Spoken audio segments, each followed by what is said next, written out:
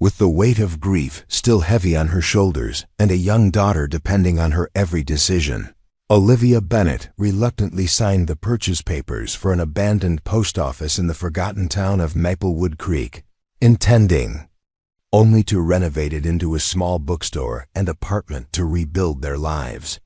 She had no idea that behind a hidden panel in the dusty mail sorting room lay secrets that would not only unravel the forgotten history of her small town, but would expose a century-old conspiracy that had altered the very course of American history.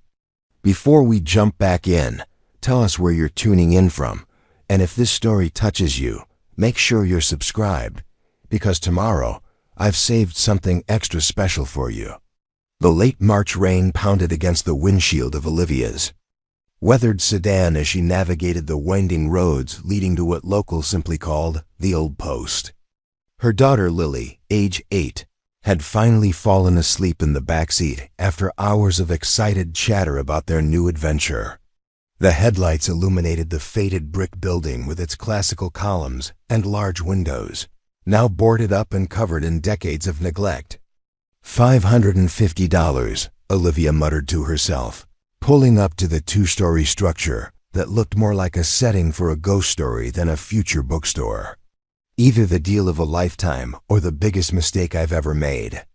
It had been 14 months since her husband Michael's unexpected death from an undiagnosed heart condition.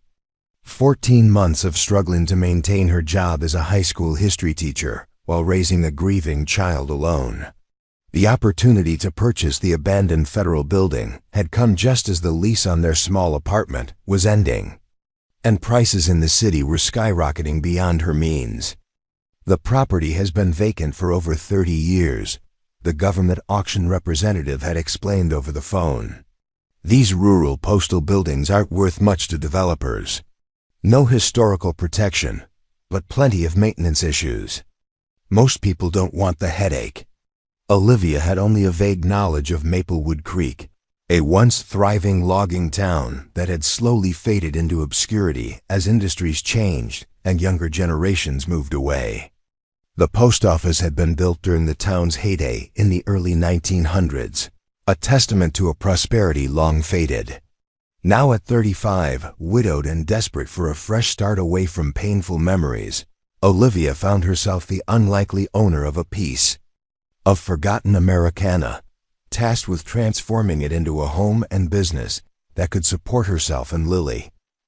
As she stepped out of the car, the cold rain immediately penetrated her light jacket.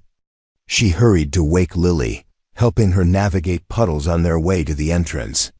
The massive wooden door creaked ominously as Olivia struggled with the antique brass key the auction office had provided. "Is this really our house now, Mom?"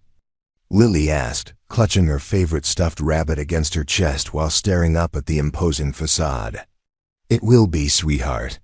It needs some work, but we're going to make it amazing," Olivia replied, trying to infuse her voice with more confidence than she felt.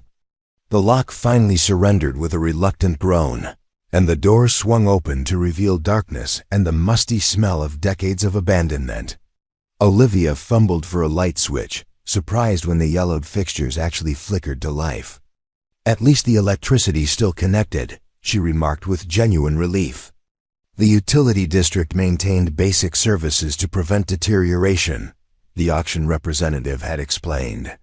The building's on the main street grid, so it was easier to keep it active than disconnect it. The post office interior was like stepping into a time capsule. The main lobby featured high ceilings with ornate moldings, now dulled by layers of dust. The wooden customer counter remained intact, complete with the original brass bars and transaction windows. Behind it, rows of wooden sorting shelves and hundreds of small mail slots lined the walls, creating a honeycomb effect in the large room. "Can I explore?" Lily asked, her initial trepidation giving way to excitement as she spun around, taking in the cavernous space. "Not tonight, sweetheart. It's late, and we need to set up our sleeping bags in the cleanest spot we can find. Tomorrow, we'll have a proper adventure and explore every inch."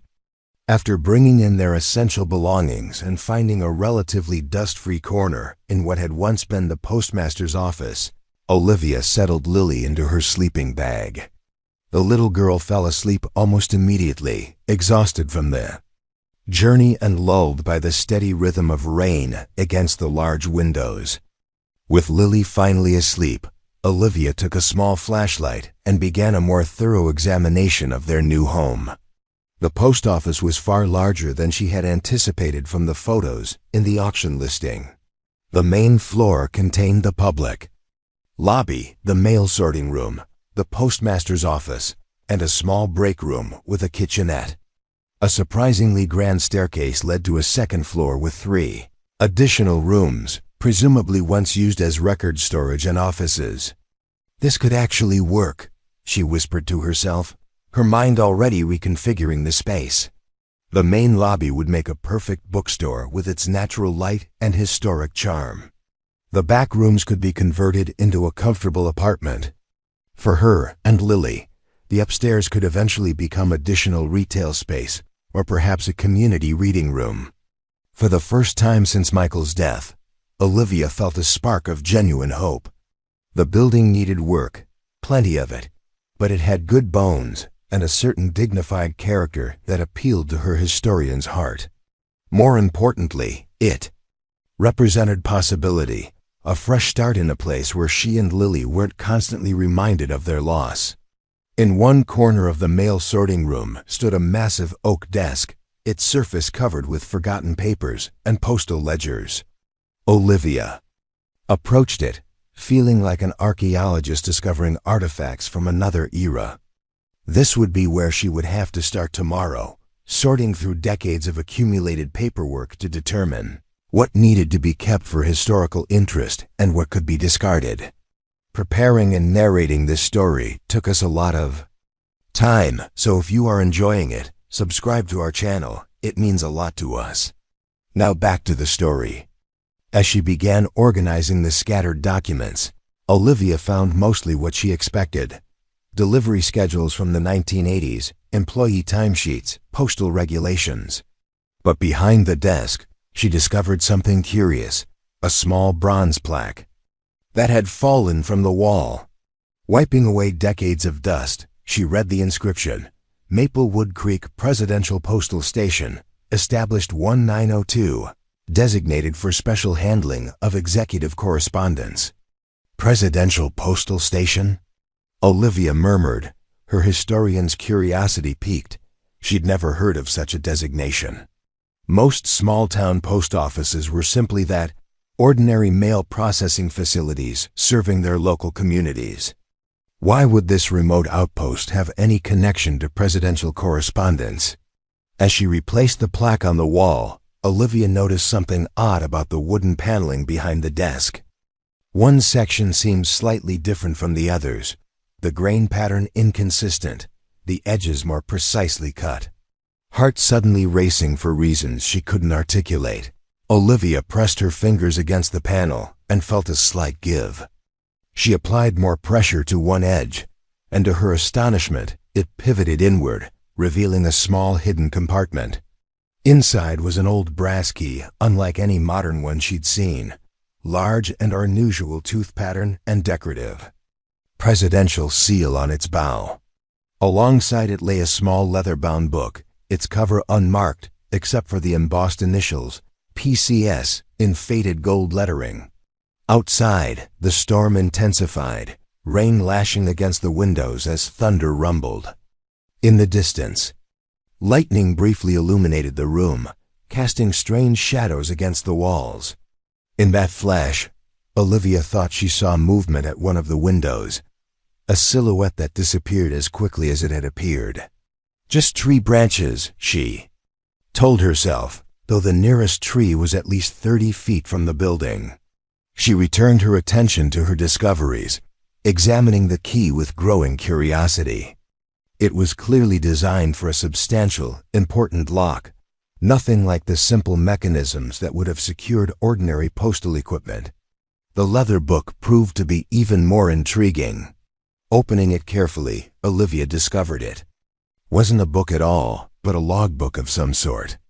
Inside were meticulous entries dating back to 1902, each recording the receipt and dispatch of letters marked with cryptic designations: WH Special, Executive Priority, and most frequently, PC, followed by a number.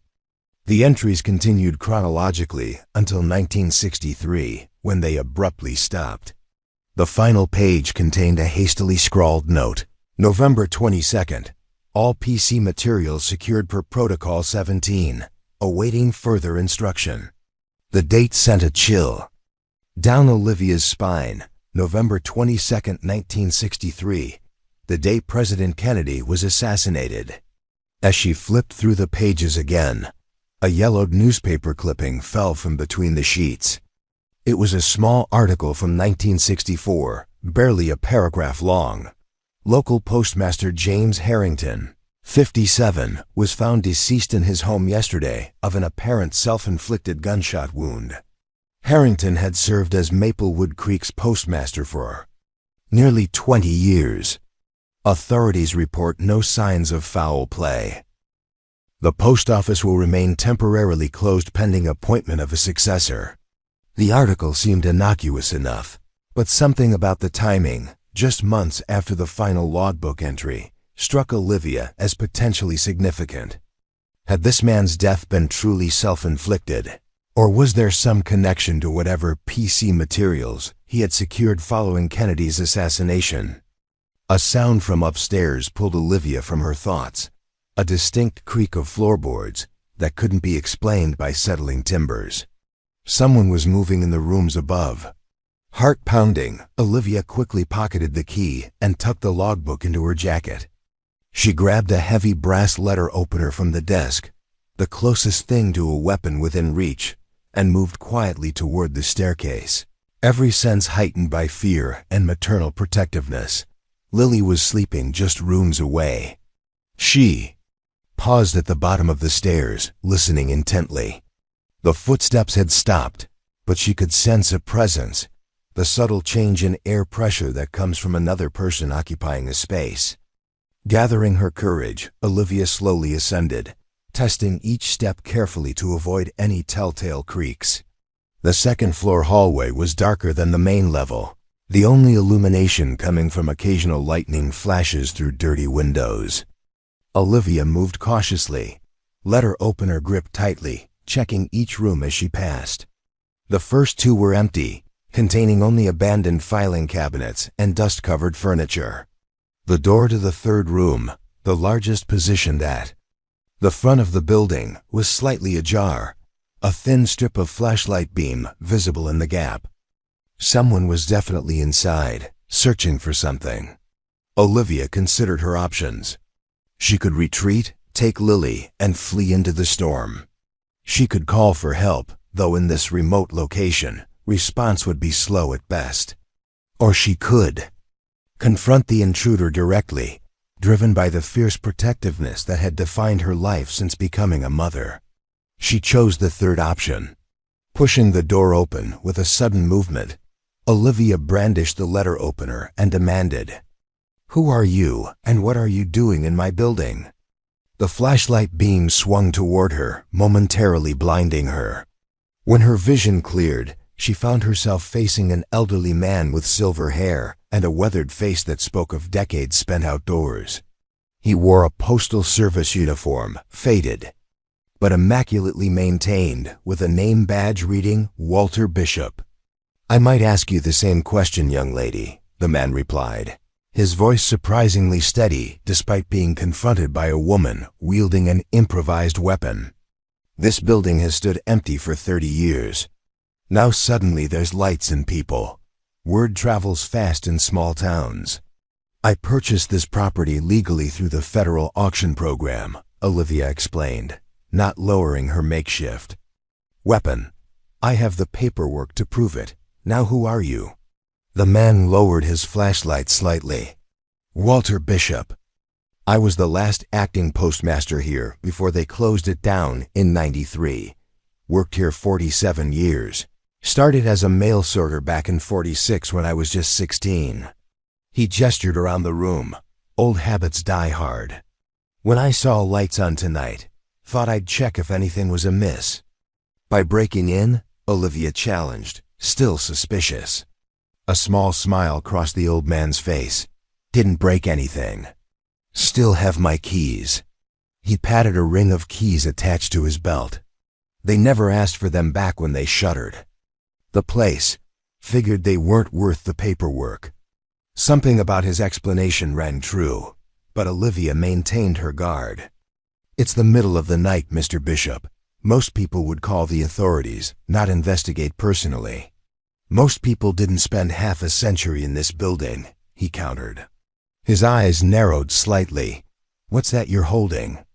Olivia realized he wasn't referring to the letter opener, but to the edge of the logbook visible in her jacket pocket. She made a quick decision. If this man had truly worked here since 1946, he might have answers to the questions already forming in her mind. I found a hidden compartment behind the sorting room desk, she admitted. It contained this logbook and a key. Walter Bishop's expression changed dramatically, alarm, recognition, and what appeared to be fear crossing his features in rapid succession. You shouldn't have that, he said quietly. That was never meant to be found. What is it? Olivia pressed. What does PCS stand for? And what were the PC materials secured after Kennedy's assassination? The old postmaster glanced nervously toward the windows, then back at Olivia. Not here, he whispered. These walls have memories, and maybe ears too. Is there somewhere else we can talk? The cryptic response sent another chill down Olivia's spine. My daughter is sleeping in the postmaster's office. I'm not going anywhere. Walter nodded, accepting her position. Then at least move away from the windows. He gestured toward an interior corner of the room, far from any potential observation points. Once they had relocated, he spoke in hushed tones. PCS stands for Presidential Correspondence System. Beginning in 1902, during Theodore Roosevelt's administration, certain post offices across the country were designated as secure handling points for sensitive presidential communications. Letters too delicate for normal channels but not requiring military courier. Olivia's historian's mind immediately grasped the significance. A secondary, civilian network for presidential communications. Exactly, Walter confirmed. Maplewood Creek was chosen because of its remote location and the unusual layout of this building, which made it easy to secure. Most designated stations were in small, out-of-the-way places. Less attention, less chance of interception. But what happened in 1963? Olivia asked. The logs stop abruptly on November 22nd. Walter's face darkened. Kennedy's assassination changed everything. There were rumors, just rumors mind you, that certain presidential communications had been compromised. That possibly some of the letters flowing through the PCS network had revealed details of presidential movements or security arrangements. You're suggesting the assassination might have been connected to intercepted presidential correspondence? Olivia asked. The historian and her skeptical but intrigued. I'm not suggesting anything, Walter replied carefully. All I know is that within hours of Kennedy's death, orders came down to secure all PCS materials under Protocol 17. That meant gathering every piece of presidential correspondence still in the system and locking it away. The postmaster at the time, James Harrington, was responsible for carrying out those orders here. The same James Harrington who supposedly committed suicide a few months later. Olivia asked. Walter's eyes widened slightly. You've been busy tonight. Yes, the same man. He was found with a gunshot wound to the head, his service revolver in his hand. The official ruling was suicide, but there were always questions. What kind of questions? James wasn't the type for suicide. Devout Catholic, family man with 3 kids. And he'd been acting strangely in the months before his death, paranoid, checking over his shoulder, telling his wife he felt he was being watched. Walter paused. A week before he died, he told me he'd discovered something in the presidential correspondence that changed everything. Said he was going to make it right. Never explained what he meant. Lightning flashed again, closer. Now briefly transforming the old man's face into a mask of stark shadows. In that moment, Olivia could see the weight of decades-old secrets in his eyes. After James died, government men came, not regular postal inspectors, different types. They spent days going through every inch of this building. When they left, the PCS designation was quietly eliminated, though the post office continued operating normally until '93 when rural service consolidation shut us down. But they missed the hidden compartment, Olivia concluded. And whatever is meant to be opened by this key. She produced the ornate brass key from her pocket. Walter stared at it with a mixture of recognition and apprehension. "The presidential vault key," he whispered. "James must have hidden it instead of turning it over. But why leave the logbook too? Unless—" His voice trailed off as he appeared. To be working through a puzzle in his mind. Unless what? Olivia prompted. Unless he wanted someone to eventually find both. Someone who could piece together what he discovered. The logbook would provide context for whatever is in the vault. And where exactly is this vault? Olivia asked, excitement beginning to override her initial fear. Walter hesitated, clearly conflicted about sharing further information. "Finding that is the easy part," he finally said. "Deciding what to do with what's inside, that's where the real danger lies. Are you sure you want to know?" Before Olivia could answer, a small voice called from the doorway. "Mom? Who are you talking to?" Lily stood there in her pajamas, clutching her stuffed rabbit, eyes wide as she took in the strange old man in his faded uniform. "It's okay, sweetheart," Olivia said quickly, moving to her daughter's side. "This is Mr. Bishop. He used to work here when this was a real post office." Lily studied the elderly man with the direct curiosity only children possess. "Were you the mailman?" A genuine smile softened Walter's weathered features. "Postmaster," he corrected gently. "I made sure all the mail got to the right people." "Even the president's mail?" Lily asked, surprising both adults. Walter's smile faltered. "What makes you ask that, young lady?" "The sign downstairs says presidential," Lily explained simply. "I saw it when I woke up." Olivia and Walter exchanged glances, the old man clearly reassessing the situation. After a moment, he seemed to reach a decision. "Yes," he told Lily. "Even the president's mail. Very special letters that needed extra care." He turned to Olivia. "Dawn's coming soon. Whatever you decide to do with what you found, you shouldn't do it alone. There are still people who would prefer these old secrets stay buried." "Ah, you offering to help?" Olivia asked. "I'm offering a warning first," Walter replied solemnly. "Once you open that vault, if you find it, there's no going back. But yes, if you're determined to proceed, I'll help. I've carried these questions for almost 60 years. Maybe it's time for answers."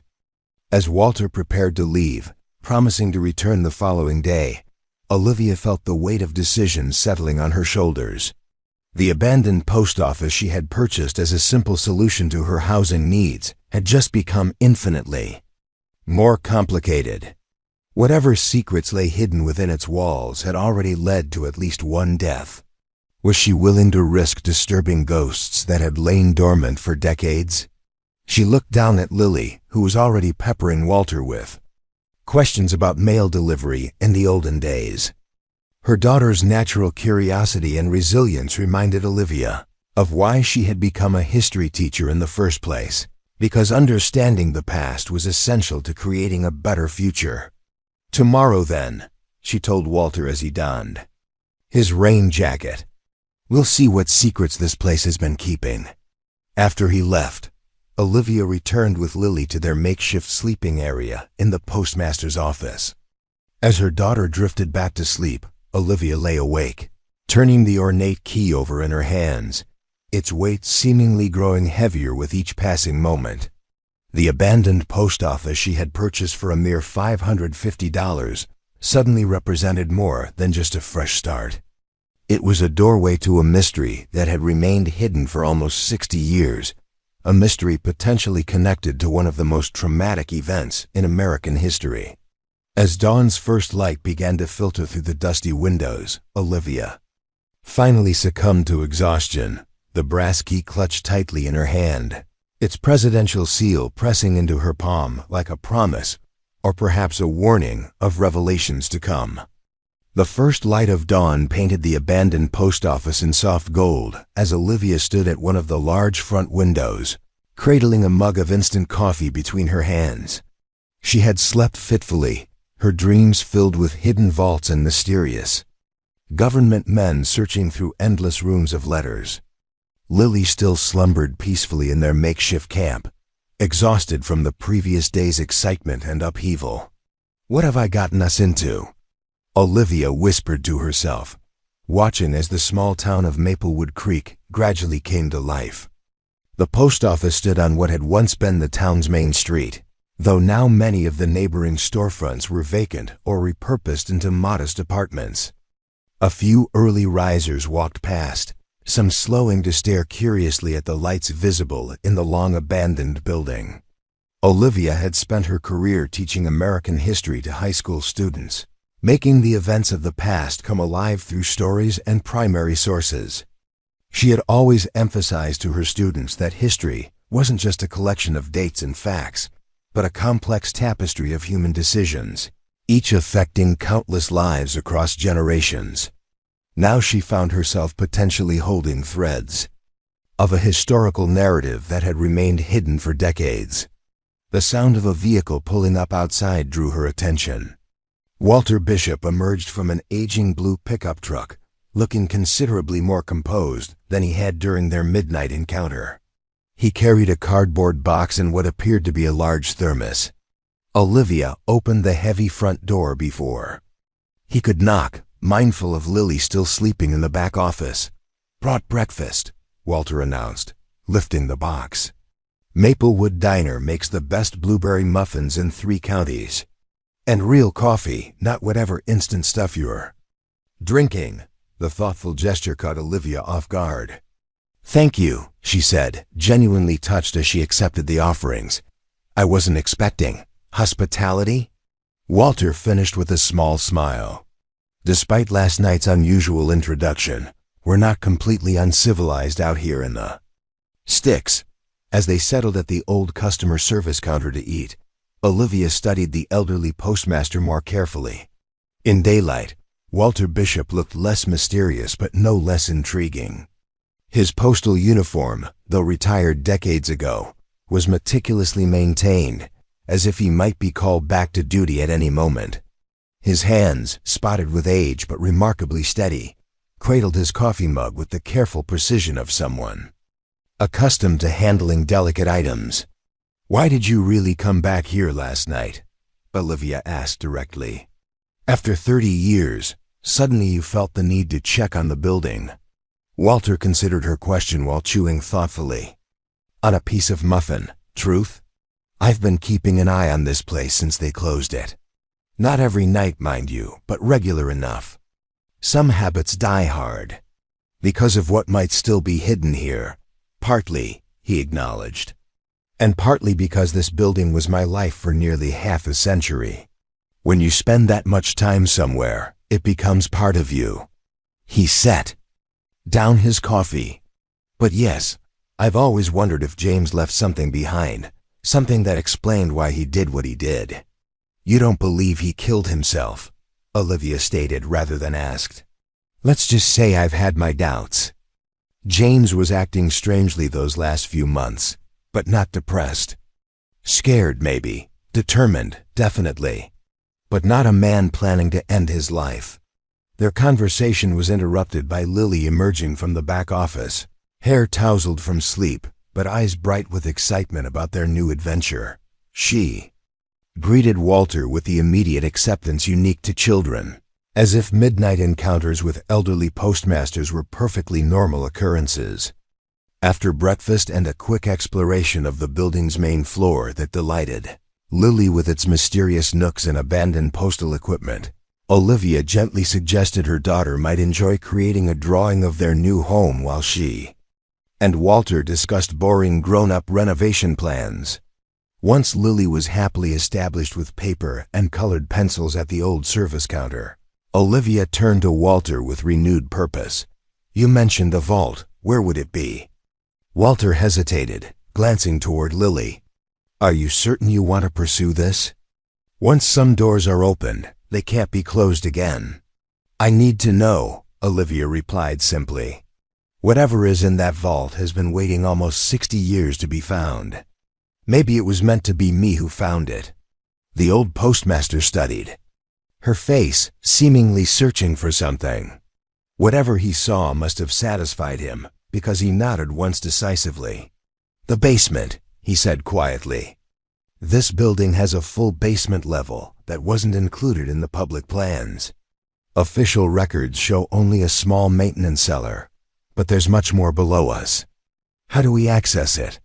The main entrance was in the postmaster's office, James's office, behind a filing cabinet that concealed a reinforced door. But there's a secondary entrance through the mail sorting room.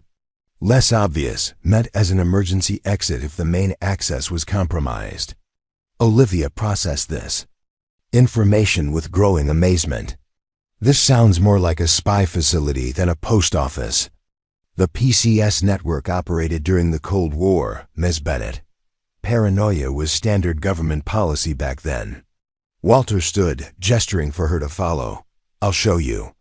In the mail sorting room, Walter moved with the confidence of muscle memory, navigating directly to a section of flooring beneath one of the large sorting tables. "Help me move this," he requested. Together they shifted the heavy wooden table, revealing what appeared to be ordinary floorboards beneath. Walter knelt with surprising agility for his age and pressed a specific sequence of knots in the wooden planks. To Olivia's astonishment, a section of flooring approximately 3 feet square depressed slightly, then slid sideways to reveal a metal hatch with a combination dial. "The combinations changed monthly," Walter explained, "but the final sequence, implemented after the system was decommissioned, should still work." His fingers moved deftly, rotating the dial with practiced precision. After the third number, a satisfying click emanated from the mechanism and the hatch released. Walter pulled the heavy door upward, revealing a narrow metal staircase descending into darkness. "There should be a switch just inside," he said, reaching down. A moment later, vintage fluorescent lights flickered reluctantly to life, illuminating a concrete stairwell. "I'll stay with Lily," Walter offered. "This journey should be yours alone, at least initially." The vault itself is at the far end of the main corridor, behind a red door marked Restricted Archives. The key you found should open it. Olivia peered into the opening, a mix of trepidation and excitement coursing through her. "What exactly should I expect to find down there?" "I don't know," Walter admitted. "I was never permitted access to the vault itself. Only the postmaster had that clearance. But based on what James said before he died, that he'd found something that changed everything, I'd expect documents of significant historical importance." With a deep breath, Olivia began her descent into the hidden basement level of Maplewood Creek's Presidential Postal Station. The air grew cooler as she moved downward, carrying the faint metallic scent of aged concrete and electrical equipment. At the bottom of the stairs, she found herself in a surprisingly large subterranean complex, much more extensive than would be expected beneath a small-town post office. The main corridor stretched ahead, lined with doors bearing labels like communications, secure storage, and emergency supplies. The facility appeared frozen in time, as if the staff had simply walked out one day in 1963 and never returned. Clipboards still hung from wall mounts, vintage telephones sat on desks, and even a coffee mug remained on a side table, its contents long evaporated to dust. Olivia moved through this space with reverent care, her historian's mind cataloging details that could help place this facility in proper context. This wasn't just a secure mail room. It was a fully equipped communication center designed to function, even if the world above was in crisis. At the corridor's end stood the red door Walter had described, its paint still vibrant despite decades without maintenance. A brass plaque proclaimed "Restricted Archives, Presidential Authorization Required for Entry." Beside the door was a sophisticated lock mechanism centered around a keyhole that matched the ornate brass key in Olivia's possession. Her hand trembled slightly as she inserted the key. It turned with surprising ease, as if the mechanism had been recently maintained rather than neglected for 60 years. The heavy door swung inward silently on well-balanced hinges, revealing a climate-controlled room approximately 20 feet square. The space was dominated by a central table surrounded by filing cabinets and shelving units containing hundreds of document boxes, each labeled with alphanumeric codes. Unlike the other rooms she had passed, this one showed evidence of having been partially cleared, empty spaces on shelves, gaps in the filing system, signs that materials had been selectively removed.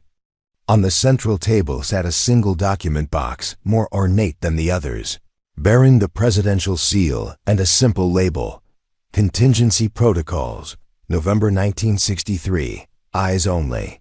Beside it lay a sealed envelope addressed simply to the finder, the handwriting matching the final entry in the logbook Olivia had discovered the previous night. With careful movements, Olivia opened the envelope first. Inside was a single page of onion skin paper covered in neat, precise handwriting. To whoever finds this record, if you are reading this, then the truth has remained buried far longer than I anticipated. My name is James Harrington, Postmaster of Maplewood Creek Presidential Postal Station. By the time you read this, I will almost certainly be dead, likely by what will appear to be my own hand, though I assure you it will not be. What I have discovered in the presidential correspondence passing through this facility cannot remain hidden.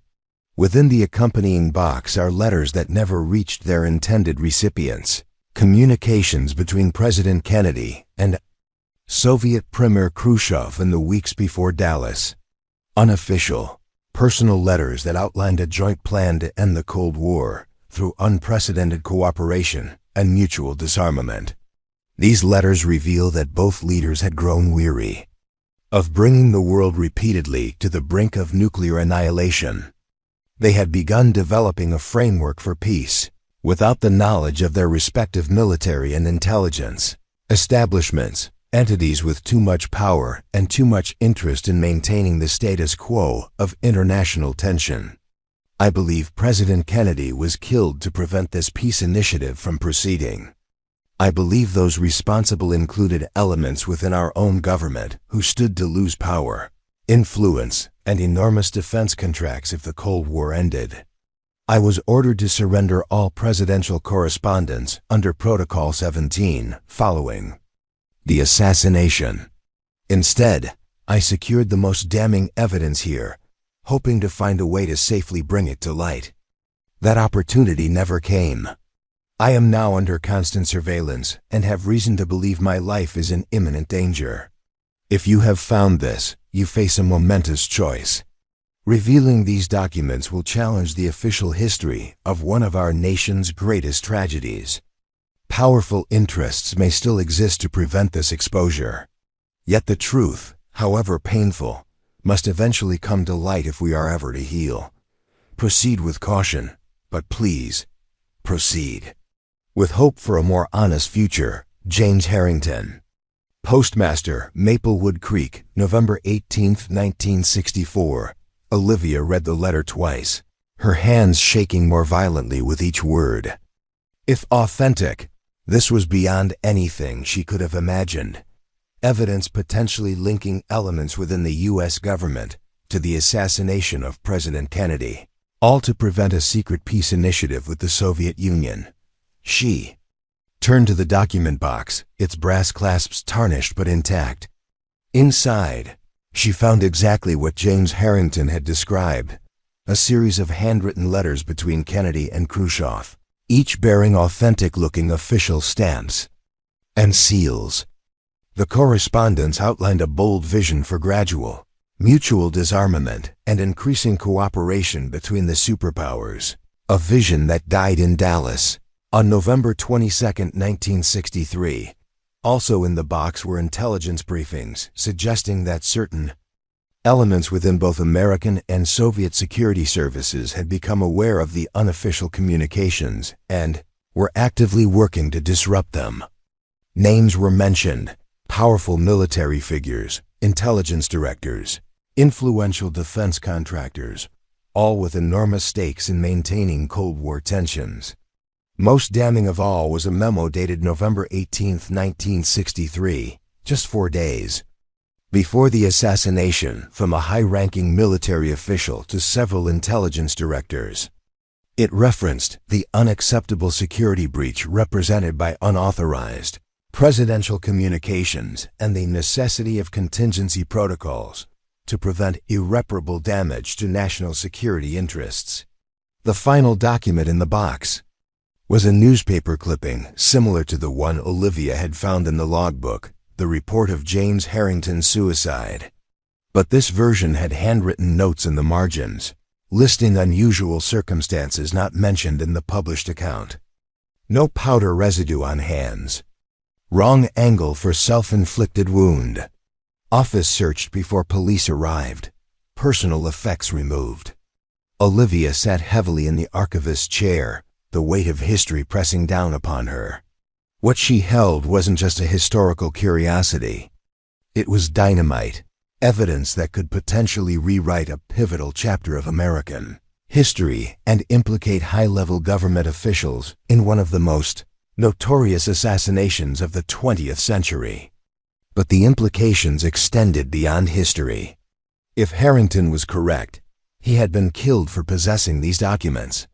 The people who had ordered his death, or their organizational descendants, might still exist, still powerful, still determined to keep these secrets buried.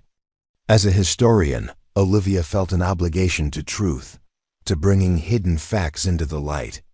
As a mother, she felt fear for the potential danger these documents might bring to her doorstep, to Lily's doorstep. With careful movements, she returned the letters to their box and tucked Harrington's note into her pocket. She needed time to think, to plan, to decide what responsibility came with being the finder Harrington had addressed his final testimony to. Emerging from the vault, Olivia secured it behind her, the click of the lock sounding unnaturally loud in the silent underground facility. As she made her way back through the time capsule of Cold War paranoia, her mind raced with possibilities and dangers.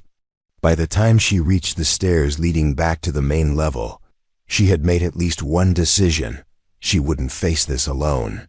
Walter looked up expectantly as Olivia emerged from the hidden access point, his eyebrows raising in silent question. Lily was still absorbed in her drawing, having created an elaborate floor plan of how she envisioned their bookstore and home would look once renovated. "I need to show you something," Olivia told Walter quietly, "but not here." The old postmaster nodded in understanding. "There's a coffee shop 2 blocks down. Still opens early, still has the most private booth in the back corner." 20 minutes later, with Lily happily enjoying a hot chocolate and coloring book at a separate table within view, Olivia slid Harrington's letter across the booth to Walter. His weathered hands trembled as he read, his face progressively draining of color. "My God," he whispered when he finished.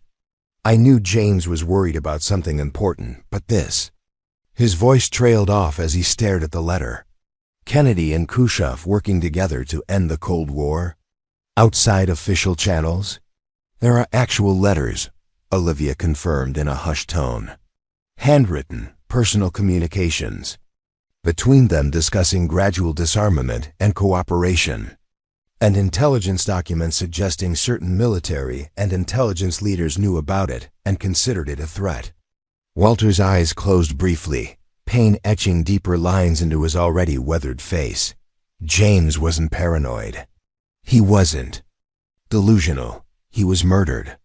If these documents are authentic, Olivia cautioned, her academic training asserting itself despite her own belief in what she'd found.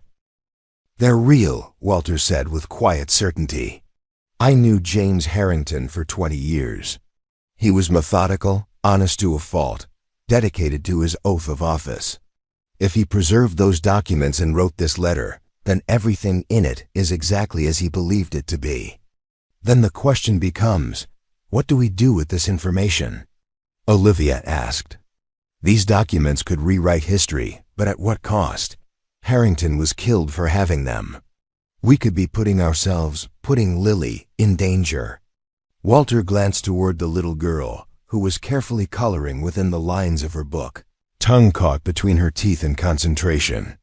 You have more to lose than I do, he acknowledged. I'm an old man who's already lived most of his life. But this truth, it's bigger than any of us.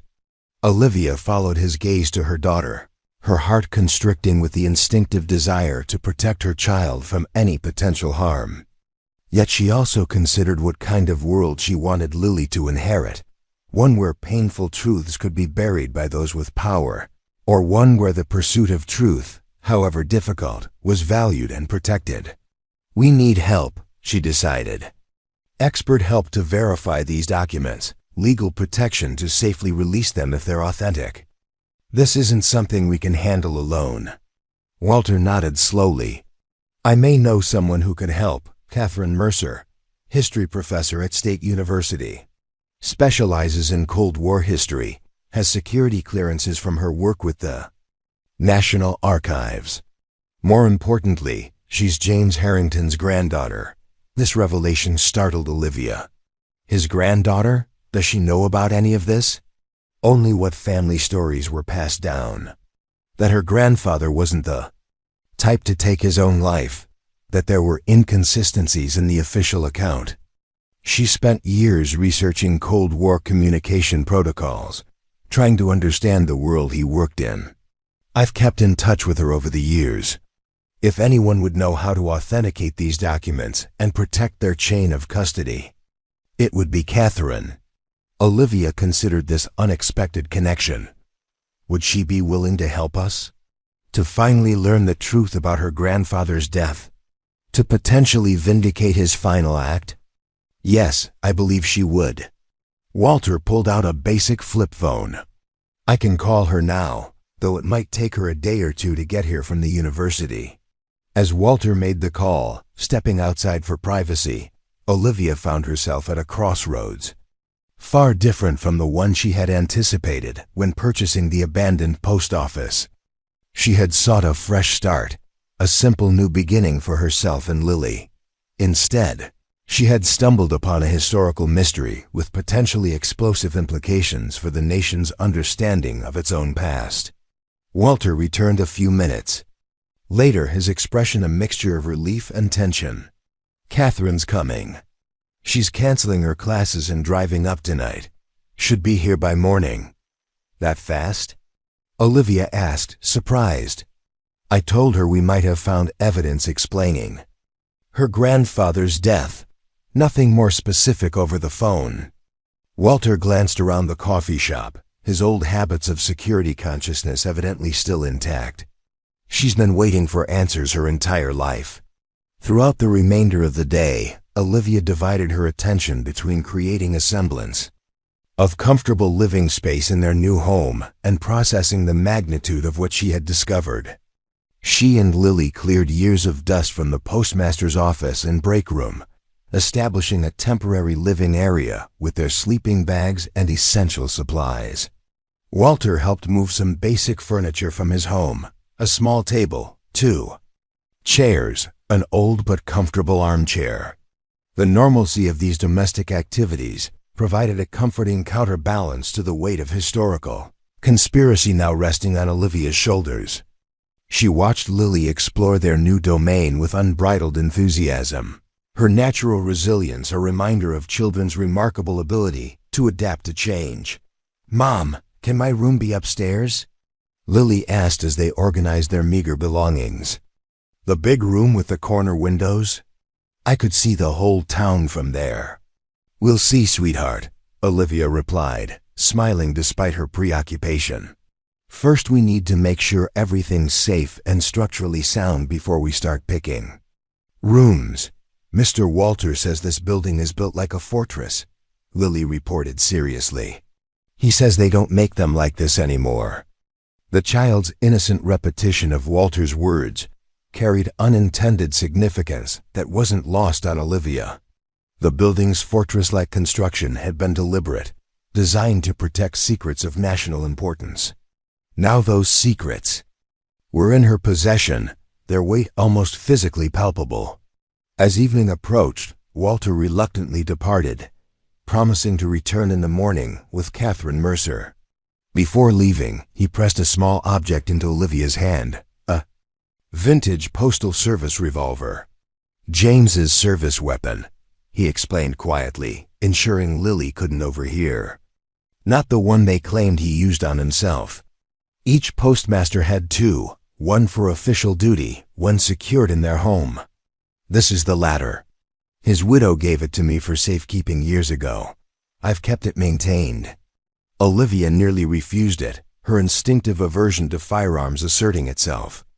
But the rational part of her mind, the part that had read Harrington's letter and understood its implications, recognized the potential wisdom in having protection. I pray you never need it, Walter said, reading her conflicted expression. But if James was right about who was behind his death, and if they discover what you've found. He left the sentence unfinished, its conclusion hanging ominously in the air between them. After Walter's departure, Olivia focused on creating a sense of normalcy for Lily's sake. They ate a simple dinner from supplies they'd brought, played board games by lamplight, and read stories until the little girl fell asleep in her sleeping bag, exhausted from the day's adventures. Only then did Olivia allow herself to fully confront the magnitude of her discovery. She sat in the postmaster's office, James Harrington's office, wondering if he had sat in this very spot composing his final testimony to the finder. Had he known then that his actions would lead to his death? Had he hoped that someday, someone like Olivia would complete the mission he had begun? Outside, darkness enveloped the small town of Maplewood Creek. Occasional headlights swept past the large windows as locals drove by, some slowing to observe the unusual sight of lights in the long-abandoned post office. Olivia found herself studying each vehicle with newfound suspicion, wondering if ordinary curiosity or something more sinister motivated their interest. The hidden key, the secret vault, the explosive documents, all had been waiting patiently. For decades, preserved in climate-controlled darkness, until someone came along with the curiosity and courage to find them. Why now? Why her? Was it merely coincidence that a history teacher with a specialty in Cold War America had purchased this particular abandoned building? As midnight approached, Olivia made a decision. Moving quietly to avoid waking Lily, she returned to the mail sorting room and activated the hidden floor hatch. Descending once more into the underground facility, she retrieved the document box from the vault, securing it in a waterproof bag she had brought from their supplies. Rather than returning directly upstairs, she explored the basement level more thoroughly, discovering a secure communications room with obsolete transmission equipment, an emergency generator that had long since ceased functioning, and most significantly, a reinforced storage closet containing boxes of microfilm, duplicates, apparent backups of the facility's most important documents. Among these, she found a small canister labeled PCS Contingency Protocols, duplication authorized by J. Harrington. Inside was a microfilm copy of every document in the box she had already retrieved, Harrington's insurance policy, ensuring the evidence couldn't be destroyed by removing a single set of originals. Olivia returned to the main level with both the original documents and the microfilm backup, concealing them in different locations within their living space. As an additional precaution, she photographed key pages with her smartphone, sending them to her personal email account with an encrypted attachment. These security measures completed, she finally allowed herself to rest, settling into her sleeping bag near Lily's. Sleep came fitfully, her dreams filled with fragments of presidential letters and shadowy figures searching through endless rooms of a labyrinthine post office. In her last conscious moments before drifting off, Olivia reflected on how thoroughly her life had changed in just 24 hours. She had come to Maplewood Creek seeking a fresh start, a simple new beginning away from painful memories. Instead, she had stumbled upon a 60-year-old mystery with implications that reached into the highest echelons of American power. Tomorrow would bring Catherine Mercer, a professional historian, a woman with security clearances and institutional connections, the granddaughter of the man who had sacrificed his life to preserve these documents. Together, perhaps they could find a path forward that honored the truth while protecting those now responsible for bringing it to light. As Olivia finally succumbed to exhaustion, her hand rested protectively on the floor beside Lily's sleeping bag, inches away from where she had concealed James Harrington's final testimony. The abandoned post office, purchased for a mere $550, had already delivered value beyond any price, the opportunity to correct a historical injustice and perhaps to fulfill the dying wish of a man who had valued truth above his own life. The gray light of early morning filtered through the dusty windows of the abandoned post office, casting long shadows across the worn wooden floors. Olivia had been awake for hours, unable to fully rest with the weight of her discoveries pressing on her mind. She sat at the old postmaster's desk, James Harrington's desk, organizing her thoughts and preparing for the arrival of Catherine Mercer, a woman who might hold the key to safely bringing these explosive documents to light. Lily remained peacefully asleep, curled in her sleeping bag, with her stuffed rabbit clutched tightly against her chest. Looking at her daughter, Olivia was struck by the profound innocence of childhood. How Lily could sleep so soundly in a strange place, untroubled by thoughts of government conspiracies or historical revelations. In that moment, Olivia felt both envious of and protective toward that innocence. The sound of approaching vehicles drew her attention to the front windows. Walter's familiar blue pickup truck pulled up, followed by a sleek silver sedan with university parking decals. A tall woman with auburn hair emerged from the second vehicle, her posture straight and purposeful, despite what must have been an exhausting overnight drive. Even from a distance, Olivia could see the family resemblance. Catherine Mercer had her grandfather's determined jaw and observant eyes. Olivia opened the heavy front door before they could knock, mindful of Lily still sleeping in the back office. Walter made quick introductions, his usual formality softened by obvious respect for both women. Dr. Catherine Mercer, this is Olivia Bennett, the new owner of the Maplewood Creek Post Office. Thank you for coming so quickly, Olivia said, extending her hand. Catherine's grip was firm, her gaze direct and assessing. Walter said you might have information about my grandfather's death. After 60 years of family questions, I'd have driven twice as far in half the time. There was no time for small talk or gentle lead-ins. The three adults moved to the far corner of the lobby, where Olivia had prepared coffee on a camping stove. Once they were settled with steaming mugs, Olivia retrieved Harrington's letter from its hiding place and silently passed it to Catherine. The transformation that came over the professor's face as she read was profound, professional detachment giving way to shock, then grief, and finally a burning intensity that seemed to illuminate her from within. When she finished, she pressed the letter briefly to her chest, eyes closed in what might have been prayer or simply an attempt to compose herself.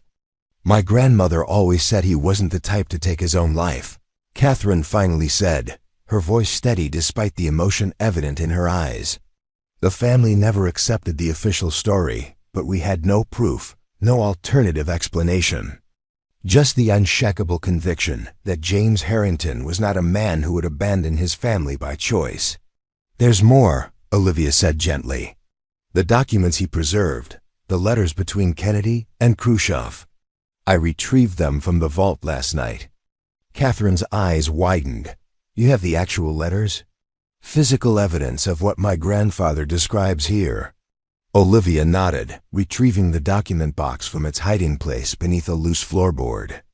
She placed it on the table between them, the presidential seal clearly visible on its cover, along with intelligence memos suggesting foreknowledge of the assassination by certain government elements, and microfilm duplicates Harrington made as insurance.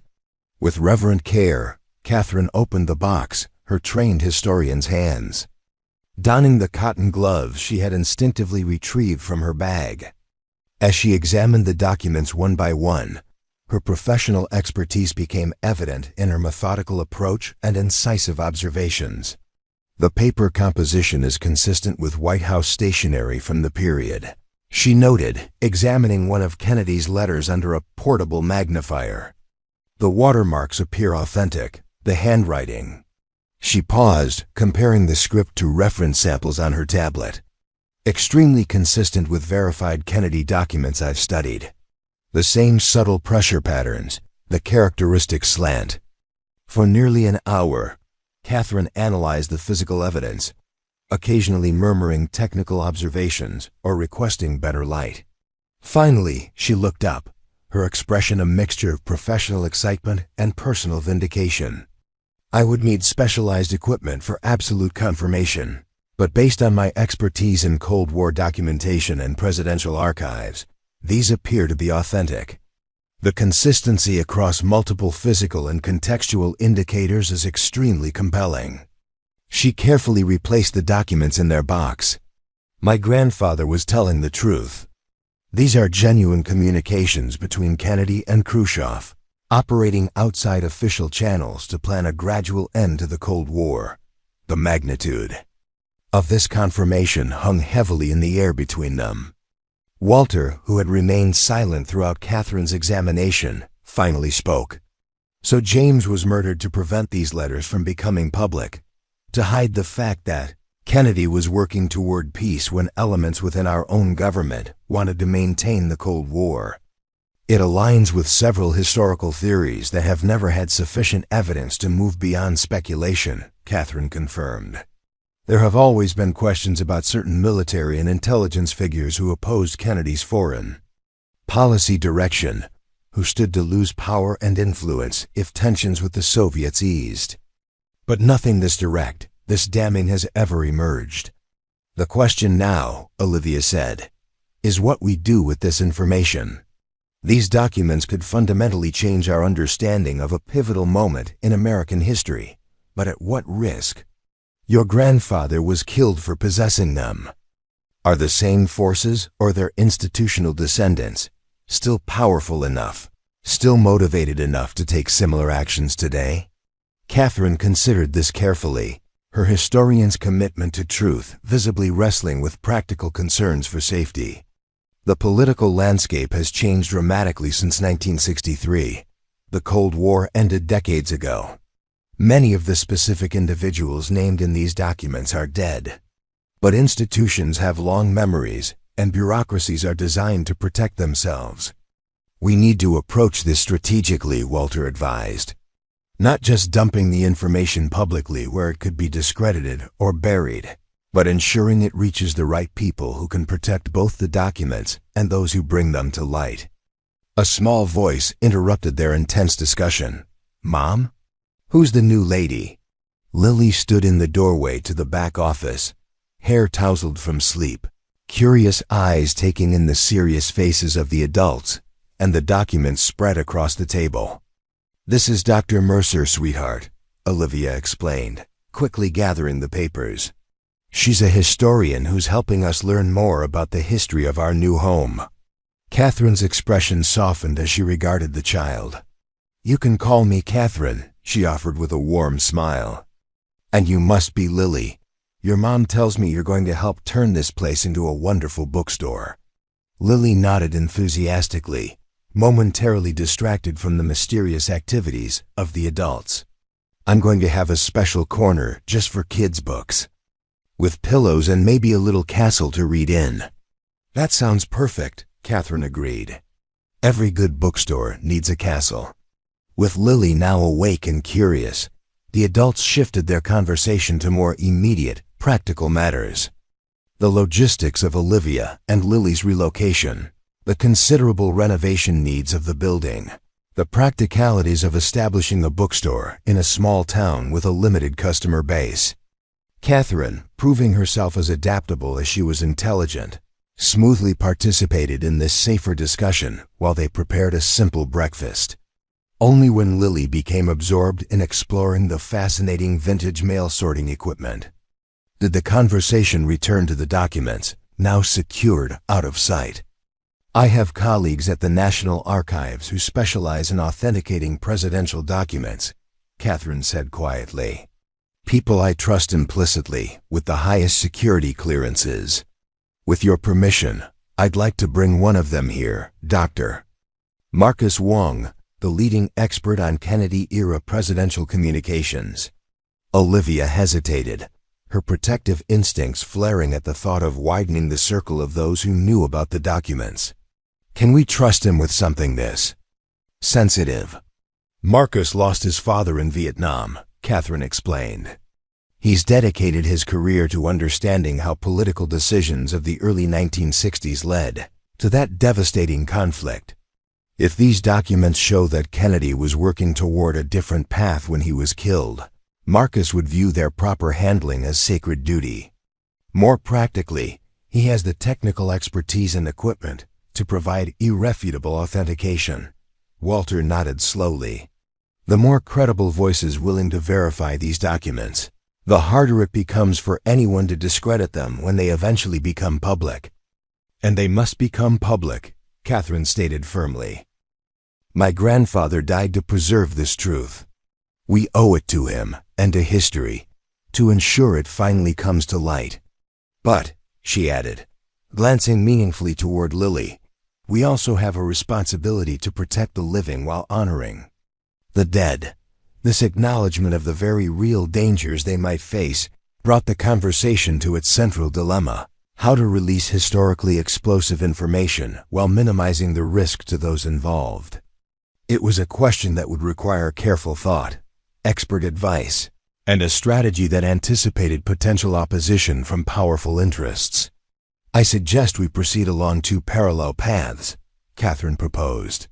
First, we establish the absolute authenticity of these documents beyond any possibility of dispute. That means bringing in Dr. Wong with his specialized equipment, creating a documented chain of custody, and securing expert testimonials regarding their provenance.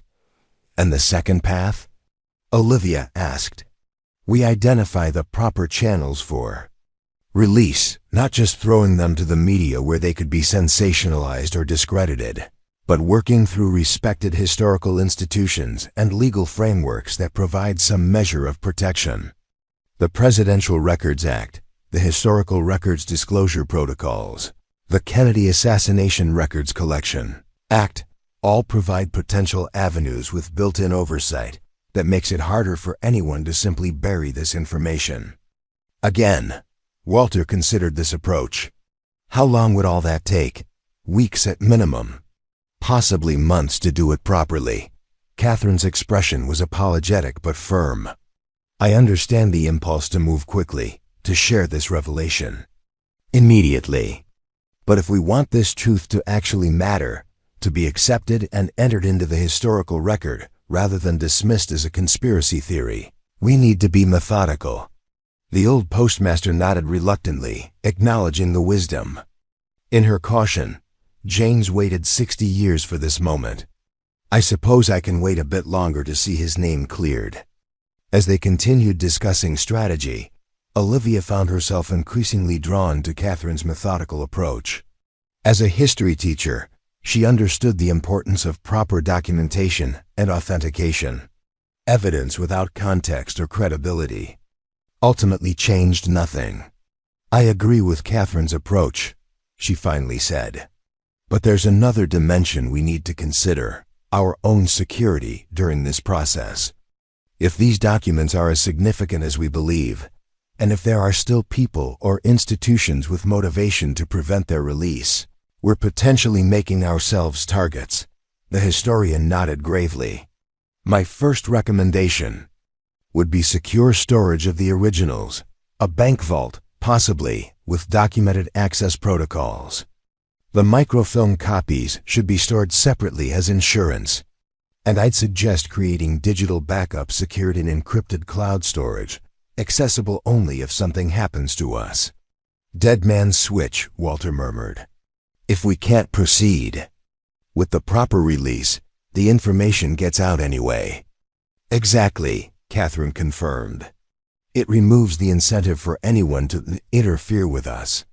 Olivia thought of Lily, still happily exploring her new domain, unaware of the historical drama unfolding around her. I have more to protect then. Just documents, she said quietly. Catherine followed her gaze to the little girl. I understand. Perhaps you should reconsider staying here while this process unfolds. My university has visiting scholar accommodations that would be more secure than an isolated, partially renovated building with a known connection to these documents. The suggestion made practical sense, but Olivia felt an unexpected reluctance to abandon their new home so quickly. Despite the complications that had arisen, or perhaps because of them, she felt connected to this place, to its secrets, its history, its potential for renewal. James Harrington had given his life to preserve truth in this building. There was something powerful in continuing that legacy where it had begun. Let me think about it, she said finally. In the meantime, when can Dr. Wong get here with his equipment? I'll call him today. Assuming he can clear his schedule, possibly by tomorrow evening. Catherine hesitated, then added, there's something else we should consider. If my grandfather was right about why he was killed, there may be information about the people responsible in government archives that have been declassified since 1963. I have access to collections that might help us identify who gave the orders, who carried them out, and whether any of them, or their institutional successors, remain in positions of power today.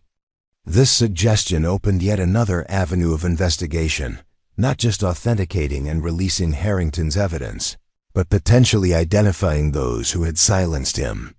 The prospect was both daunting and compelling. As the day progressed, their planning became more detailed and concrete. Catherine made arrangements for Dr. Wong's visit, securing his promise of absolute discretion. Walter contacted a trusted local attorney to discuss legal protections they might establish before proceeding further. Olivia, balancing her role in this historical discovery with her responsibilities as a mother, focused on creating some semblance of normalcy for Lily, unpacking their belongings and beginning to envision how the space might actually function as both home and bookstore. By late afternoon, Catherine needed to leave for a few hours to secure accommodations in town and retrieve equipment from her university office 2 hours away. Before departing, she embraced Olivia with unexpected warmth. Thank you, she said. Simply, for finding what my grandfather left behind, for understanding its importance, for being willing to help bring it to light. My family has lived for decades with questions that seemed destined to remain unanswered. Because of you, we might finally know the truth. After Catherine's departure, the post office seemed oddly quiet despite Lily's energetic exploration and occasional excited discoveries. Olivia found herself drawn back to the hidden vault entrance, contemplating the extraordinary chain of events that had led a small-town postmaster to preserve evidence of world-changing significance, only to have it lie dormant for 60 years, until chance and curiosity revealed its hiding place. You're thinking about going back down there, aren't you? Walter observed, joining her in the mail sorting room. I keep wondering if we missed something, Olivia admitted. If there might be more context, more evidence that could help us understand exactly what happened and why. Walter considered this. The facility was designed with multiple secure areas. It's possible James left additional materials and locations we haven't yet explored. This possibility was too compelling to ignore. With Lily settled in the front lobby, happily designing coming soon posters for the bookstore under Walter's watchful eye, Olivia once again descended into the underground complex beneath the Maplewood Creek Presidential Postal Station. This time, with the immediate shock of discovery behind her, she was able to examine the facility more methodically, noting details she had overlooked in her previous visits. The layout suggested more than just mail security. Certain areas were designed for communication equipment, far more sophisticated than a typical post office would require, while others appeared intended for extended occupation, complete with sleeping quarters and food storage. In what appeared to be a communications monitoring room, Olivia discovered a locked filing cabinet that had escaped her earlier attention. Unlike the vintage furniture throughout the rest of the facility, this cabinet showed signs of more recent maintenance, its lock mechanisms free of rust, its drawers sliding smoothly when she tested them. The cabinet resisted her attempts to open it until she remembered the brass key from the hidden compartment, the one that had opened the vault door. On a hunch, she tried it in the filing cabinet's lock. It turned with the same smooth precision. It had demonstrated on the vault, suggesting both had been part of the same security system, maintained by the same careful hands. Inside, she found personnel files for every employee who had worked at the Maplewood Creek facility during its years as a presidential postal station. Each contained standard employment information, security clearance documentation, and performance evaluations, but certain files, marked with a small red star, contained additional materials, surveillance photographs, transcript excerpts from monitored phone calls, and assessment reports evaluating the subject's reliability and discretion. James Harrington's file was the thickest, its monitoring apparently having intensified in the months following Kennedy's assassination. The final entry, dated just days before his death, noted, "Subject continues to display concerning behavior consistent with potential security breach intentions. Recommend immediate implementation of Protocol 23. A chill ran through Olivia as she read these clinical words, the bureaucratic language disguising what was essentially a death sentence. Protocol 23, whatever it formally entailed, had resulted in James Harrington's murder disguised as suicide. More disturbing still were the signatures on the authorization form attached to this recommendation, names she recognized from her years teaching American history. High-ranking military and intelligence officials who had gone on to distinguished careers after 1963, some eventually occupying cabinet positions, others receiving presidential medals and honors. These were not shadowy, anonymous figures but respected historical personages, whose reputations and legacies would be devastated by evidence of their involvement in eliminating a postmaster who threatened to expose a conspiracy reaching into the highest levels of government. Olivia carefully photographed each document before returning them to their folders.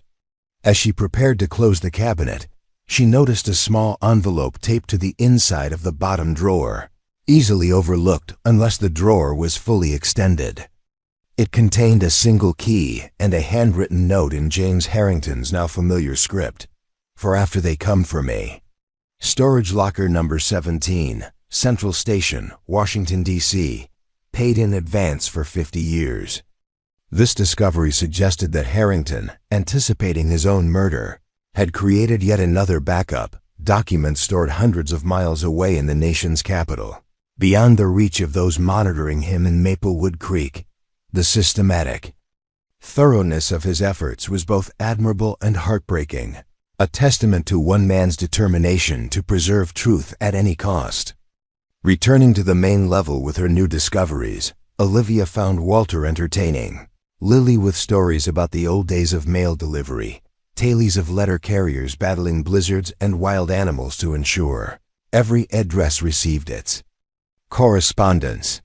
The little girl was enthralled, her imagination captured by this window into a world before instant digital communication. Once Lily was distracted with drawing pictures of male heroes for Walter, Olivia shared her findings about Protocol 23 and the storage locker key. The old postmaster's face darkened as he reviewed the surveillance reports on his former colleague and friend. They were watching him the whole time, Walter said, his voice tight with suppressed anger, documenting his every move while planning how to eliminate him. And then they gave medals to the men who ordered his death. The storage locker in D.C. could contain even more definitive evidence, Olivia pointed out. Materials Harrington considered too sensitive to keep here, even in the secure vault. Walter nodded thoughtfully. Catherine should know about this immediately. She has connections in Washington who might be able to access that locker without drawing attention.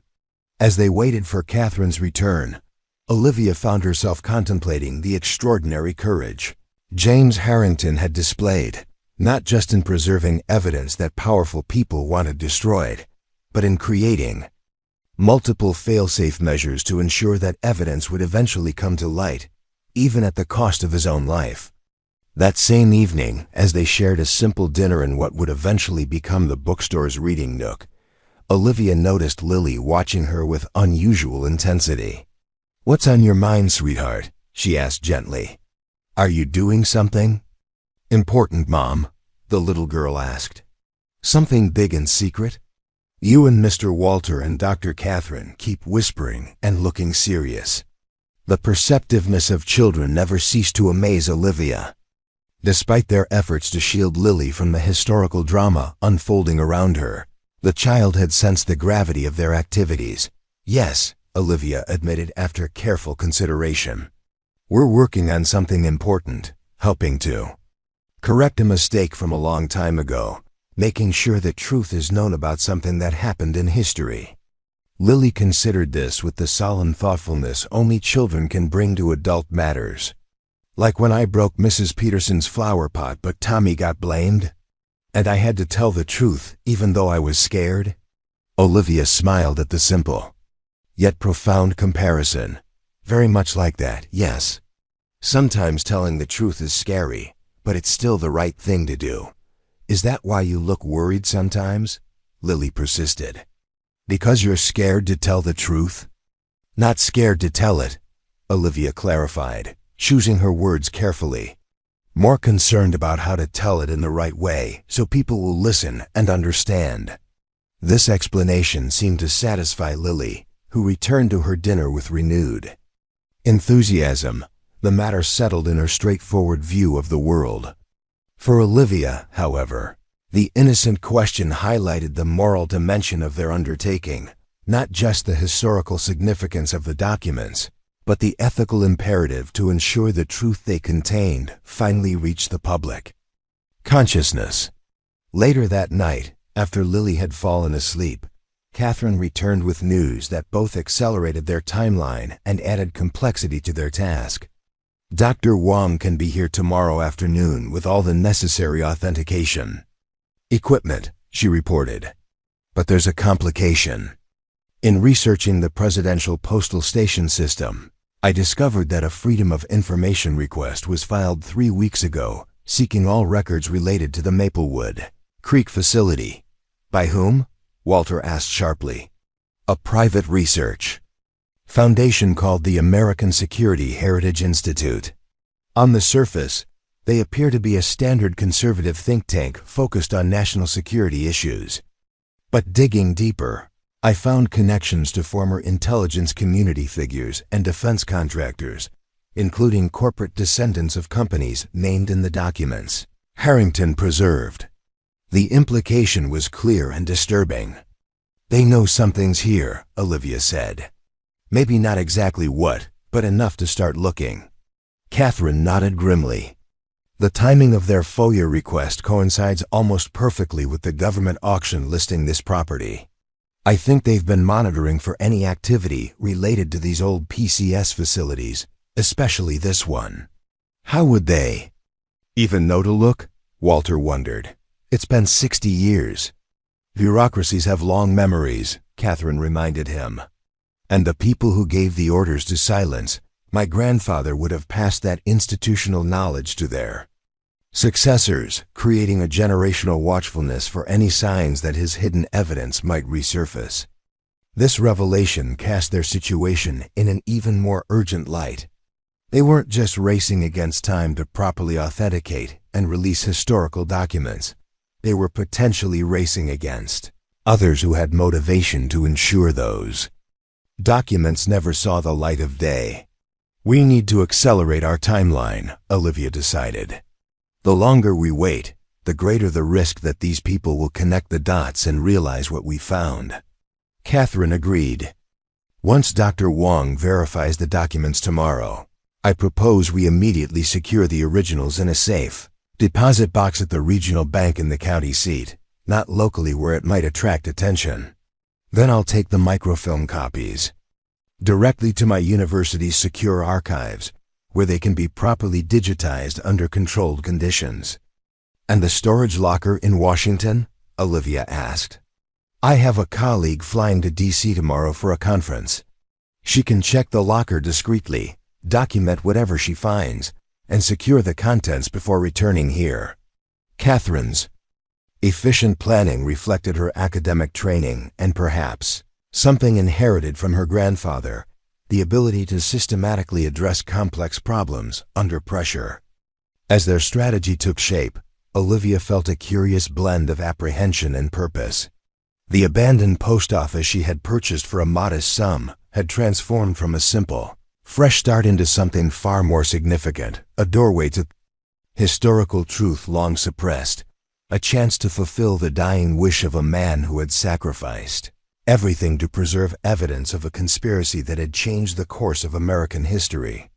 Looking around at the dusty but dignified interior of the old building, Olivia could almost feel James Harrington's presence, his meticulous attention to detail, his unwavering commitment to truth, his carefully laid plans designed to span decades if necessary. She had entered his story by chance, but now felt an obligation to see it through to its proper conclusion. Tomorrow then, she said with quiet determination, we begin the process of telling the world what really happened in November 1963, and why it matters even 60 years later. As Catherine and Walter departed for the night, Olivia checked on Lily one final time before settling into her own makeshift bed. The weight of historical responsibility pressed upon her, yet alongside it grew a sense of purpose more profound than anything she had experienced since becoming a teacher. History wasn't just something to be studied and taught. It was a living, evolving narrative that required courage to correct when power and deception had distorted the truth. The abandoned post office, with its hidden vault and secret communications facility, had been designed to protect the nation's most sensitive correspondence. Now, decades later, it would serve an even more important purpose, revealing a truth that had been buried with James Harrington, a truth that might finally bring justice to his memory and clarity to a pivotal moment in American history. The morning sun cast long shadows through the tall windows of the Maplewood Creek post office, illuminating dust particles that danced in the golden light. Olivia had been awake since dawn, organizing the documents they'd discovered and preparing for Dr. Wong's arrival. Despite the gravity of their undertaking, she felt a strange calm, the kind that comes when one finds themselves exactly where they're meant to be, doing precisely what they're meant to do. Lily had adapted to their new home with the remarkable resilience of childhood, transforming what adults saw as an abandoned building, filled with historical intrigue, into a playground of imagination and possibility.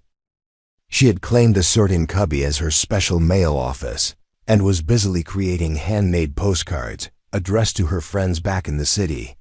"Mom, when can we mail these for real?" she asked, holding up a colorful drawing of the post office, with Lily's Magical Bookstore written across the top in careful block letters. "Soon, sweetheart," Olivia promised. "Once we get our official change of address filed and set up mail service." The ordinary domestic moment provided a welcome counterbalance to the extraordinary historical drama unfolding around them. Olivia found herself increasingly grateful for these reminders of normal life. They grounded her when the magnitude of what they'd discovered threatened to become overwhelming. Walter arrived just after breakfast, bringing fresh pastries from the local bakery and news that Catherine and Dr. Wong were approximately 2 hours away. The elderly postmaster seemed transformed by recent events, his posture straighter, his movements more purposeful. The prospect of finally vindicating his friend after 60 years had breathed new life into him. "I've been thinking about what happens after the authentication," Walter said as they shared coffee. "Once we can prove these documents are genuine, how do we ensure they receive the attention they deserve? The media landscape is so cluttered now. Even revelations about Kennedy's assassination might get lost in the noise of the 24-hour news cycle." It was a valid concern. In an era of information overload and abbreviated attention spans, even historically significant revelations could be quickly overshadowed by the next controversy or celebrity scandal. "That's why Catherine's approach makes sense," Olivia replied. "Working through established historical institutions and legal frameworks gives the documents credibility that would be lacking if we just posted scans online or sent them to news outlets. It creates a formal process that's harder to dismiss or bury." "Still," Walter persisted, "we need a compelling narrative, a human story that helps people understand why this matters after so many decades. Facts alone, even explosive ones, won't necessarily capture public attention." This observation struck Olivia as profoundly insightful. As a history teacher, she had always known that the most effective way to engage students wasn't through dates and data, but through the human. Stories that gave those facts meaning and emotional resonance. James Harrington's story is that narrative, she realized aloud. A small-town postmaster who discovered evidence of a conspiracy at the highest levels of government, who chose truth over self-preservation, who created an elaborate system to, quote, ensure that evidence would eventually come to light even after his murder. That's a story people will understand and remember. Walter nodded slowly, his eyes brightening. Yes, James wasn't just preserving documents. He was writing the first chapter of a story he knew he wouldn't live to finish. "We're writing the final chapters now, 60 years later." This framing of their task, not just as historical documentation but as the completion of a narrative arc begun decades earlier, gave their work additional meaning. They weren't simply uncovering old secrets. They were fulfilling the dying wish of a man who had sacrificed everything for truth. The arrival of Catherine and Dr. Marcus Wong, shortly before noon, shifted their focus to the technical aspects of document authentication. Dr. Wong, a meticulous man in his 50s with wire-rimmed glasses and precisely trimmed salt and pepper hair, brought with him an impressive array of specialized equipment packed in cushioned cases. "Non-destructive testing only," he assured Olivia as he set up his portable laboratory on the postmaster's desk. "Spectral analysis, microscopic examination, comparative dating techniques, all designed to verify authenticity without damaging the original materials." Watching him work was like observing a master craftsman, each movement precise, each tool handled with practiced expertise. Dr. Wong's commentary as he examined the documents provided a fascinating glimpse into the science of historical authentication. The paper composition is consistent with White House stationery from the early 1960s, he noted, examining a fiber sample under a digital microscope. The specific blend of cotton and linen fibers matches known exemplars from the Kennedy administration. He moved on to the ink analysis, using a handheld spectrometer to measure light absorption patterns. The chemical signature of this ink is consistent with the Parker 51 fountain pen Kennedy was known to use for personal correspondence. There are even minute variations in ink density that indicate genuine handwriting rather than mechanical reproduction. Hour after hour, the examination continued, each document subjected to multiple tests, each result carefully documented with photographs and measurement data. Throughout this painstaking process, Dr. Wang maintained professional detachment, avoiding speculation about the content while focusing solely on the question of authenticity. By late afternoon, he had completed his analysis of the key documents, including the Kennedy-Khrushchev letters and the intelligence memos referencing contingency protocols prior to the assassination. Removing his examination gloves, Dr. Wang finally allowed himself to address the historical implications of what he had verified. Based on extensive physical and chemical analysis, I can state with professional certainty that these documents are authentic period materials, not modern forgeries or reproductions, he declared formally. The handwriting on the Kennedy letters matches authenticated samples from the same period. The paper, ink, and binding materials are all consistent. With government documents from the early 1960s, there's no evidence of tampering or alteration.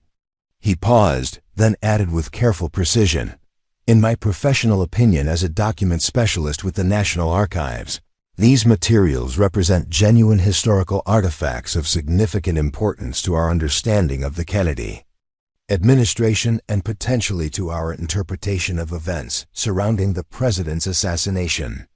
The clinical language couldn't disguise the momentous nature of this conclusion. What James Harrington had preserved, what had cost him his life, was now scientifically verified as authentic. The conspiracy he had documented was no longer merely alleged but evidentially supported. What happens next? Olivia asked, looking from Dr. Wang to Catherine. Now that we can prove these documents are genuine, how do we proceed? Catherine had clearly been considering this question throughout the authentication process. Dr. Wang will prepare a formal certification of authenticity with his findings. Meanwhile, we'll secure the originals in a safe deposit box as planned. I've already arranged access at First National Bank in the county seat, where the documents will be significantly more secure than here. My colleague in Washington should be checking the storage locker this afternoon, she continued. Whatever she finds there will provide additional context and possibly more evidence regarding who was involved in suppressing this information. Dr. Wang, who had been carefully repacking his equipment, paused to address a concern that had gone unspoken.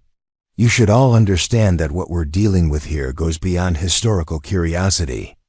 If these documents are what they appear to be, evidence that elements within the U.S. government were complicit in Kennedy's assassination to prevent a secret peace initiative, there will be significant institutional resistance to their public release. The clinical understatement couldn't mask the gravity of his warning. Even 60 years later, such revelations would fundamentally challenge the official narrative of a pivotal moment in afternoon's American history and implicate revered historical figures in a conspiracy of monumental proportions. That's why we need to be strategic, Catherine agreed. We're not just releasing documents. We're challenging a version of history that has been established for decades, one that powerful institutions have a vested interest in maintaining. As they discussed next steps, Olivia found herself increasingly drawn to the human dimension of their historical discovery. While the others focused on authentication protocols and secure storage, her thoughts kept returning to James Harrington, the man who had set this entire chain of events in motion decades before any of them had become involved. I keep thinking about your grandfather, she said to Catherine during a quiet moment. The courage it must have taken to do what he did, knowing the likely consequences. He could have destroyed these documents as ordered, continued his life, watched his children grow up. Instead, he chose a path that he must have known would likely end with his death. Catherine's expression softened with a mixture of pride and long-carried grief. Family stories describe him as a man of absolute integrity, the kind who couldn't live with himself if he betrayed his principles. My grandmother said he changed after the assassination, became more withdrawn, more intense.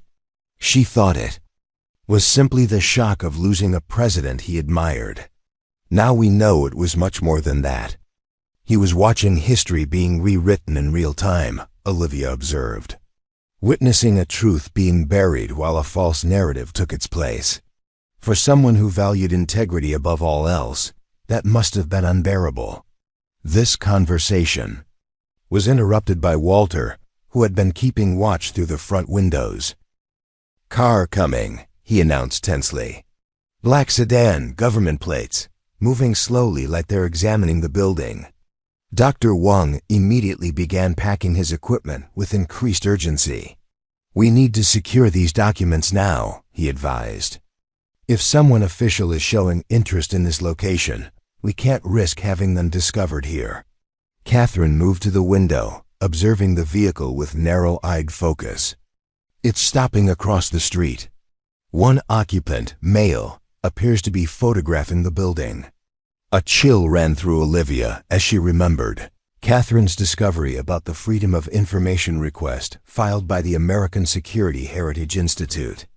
"They're connecting the dots," she said quietly. "The auction purchase, activity in a building that's been abandoned for decades." "We need to move the documents immediately," Catherine decided. "My car is behind the building.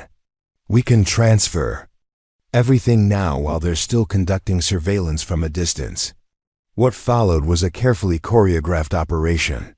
While Olivia engaged Lily in a conspicuous front window activity, hanging colorful, future home of Lily's magical bookstore, signs that provided a perfectly innocent explanation for their presence, Catherine and Dr. Wang quietly moved the document box, microfilm canisters, and authentication equipment to Catherine's car. Walter, drawing on decades of postal service experience, approached the black sedan directly, introducing himself as the former postmaster and engaging its occupant in conversation about the building's history, a diversionary tactic that provided additional cover for their activities. By the time Walter returned, everything of historical significance had been secured in Catherine's vehicle, ready for transport to the bank's safe deposit vault. "Government man, all right," Walter reported. "Claims to be from the General Services Administration doing routine checks on recently auctioned federal properties. Had a lot of specific questions about the building's original layout, any unusual features I might remember." "Did he seem convinced by your explanation of our presence?" Olivia asked anxiously. "Hard to say. He was professionally polite but persistent. Took a lot of notes." Walter's expression was grim. "He's still out there, watching. I think we can assume they'll be monitoring this location from now on." This development lent increased urgency to their plans. If government agencies, or more concerning, private entities with connections to those implicated in the documents, were already showing interest in the post office, their window of opportunity might be closing faster than anticipated. "I'll leave now for the bank," Catherine decided. "Dr. Wang can follow in his vehicle. Walter, you should come with us to provide additional security for the documents in transit. Olivia, you and Lily should continue your visible bookstore preparation activities to maintain our cover story." The logic was sound, but Olivia felt a reflexive reluctance to be separated from the documents she had discovered. "Are you sure that's wise, splitting up?" "It's our safest option," Catherine insisted. "The more normal and transparent your activities appear, the less likely they are to suspect what we've actually found. Remember, as far as anyone knows, you're simply a single mother renovating an old building into a bookstore. That's the narrative we need to maintain." The strategy made sense, even as it placed Olivia in the uncomfortable position of remaining behind while the documents were transported to safety. Yet she recognized that her continuing presence at the post office served an important purpose: maintaining the appearance of innocent renovation activities while drawing attention away from the historical materials now being removed. As the others prepared to depart, Dr. Wang approached Olivia with unexpected warmth. "What you've discovered here is remarkable," he said quietly. "In my 30 years with the National Archives, I've never encountered documents of this historical significance that remained completely unknown to researchers.